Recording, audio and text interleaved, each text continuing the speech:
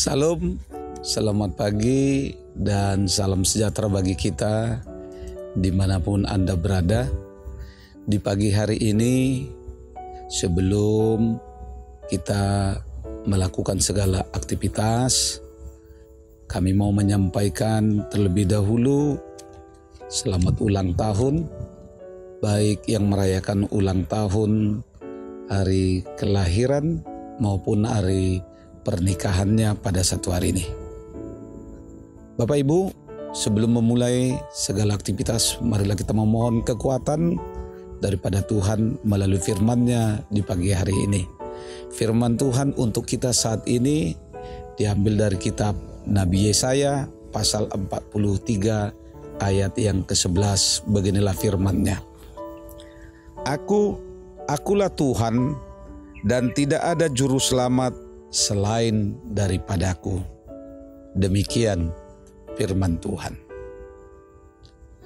Bapak, Ibu, saudara, saudari yang terkasih di dalam Tuhan kita Yesus Kristus.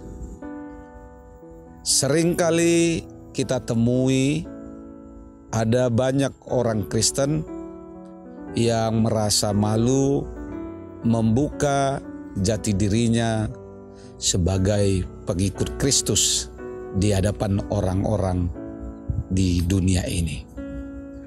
Seharusnya sebagai pengikut Kristus, kita harus bangga, bersukacita, sebab kita memiliki seorang juru selamat.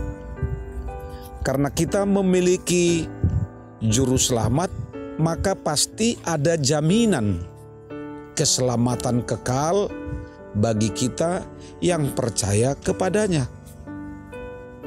Orang-orang di dunia beranggapan bahwa Kristus tidak lebih dari seorang pemimpin rohani bagi umat Kristen, atau nabi yang kualitasnya tak jauh berbeda dengan nabi-nabi lainnya. Anggapan demikian tidak benar. Ini salah besar. Karena Kristus itu bukan hanya seorang pemimpin rohani, bukan hanya seorang nabi, tetapi Dialah Tuhan dan Juru Selamat. Di dalam kitab Hosea pasal 13 ayat 4 dikatakan tidak ada juru selamat selain dari aku. Sebab keselamatan tidak ada dalam siapapun juga selain di dalam Dia. Sebab di bawah kolong langit tidak ada nama lain yang diberikan kepada manusia yang olehnya kita dapat diselamatkan. Demikian dikatakan di dalam Kisah Para Rasul pasal 4 ayat yang ke-12. Bapak, Ibu, saudara-saudari, Alkitab menyatakan bahwa barang siapa percaya kepada Kristus tidak akan mengalami kebinasaan, melainkan mereka akan beroleh jaminan hidup yang kekal. Itulah yang dikatakan di dalam Yohanes 3 ayat 16. Sebagai juru selamat, Kristus rela mengorbankan nyawanya, mati di kayu salib untuk menebus dosa kita. Dosalah yang membuat manusia hidupnya terpisah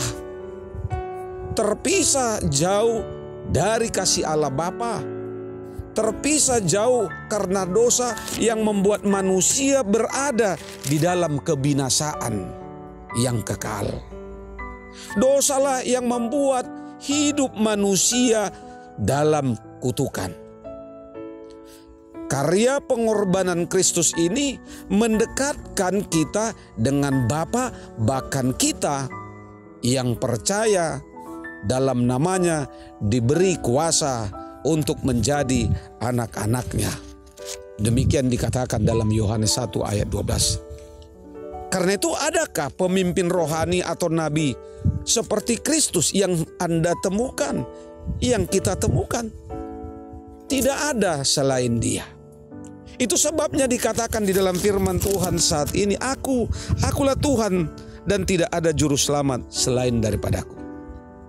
Karena itu sekarang ini tugas kita adalah mengerjakan keselamatan yang telah kita terima dengan takut dan gentar, sebagaimana yang dikatakan di dalam Filipi 2 ayat yang ke-12.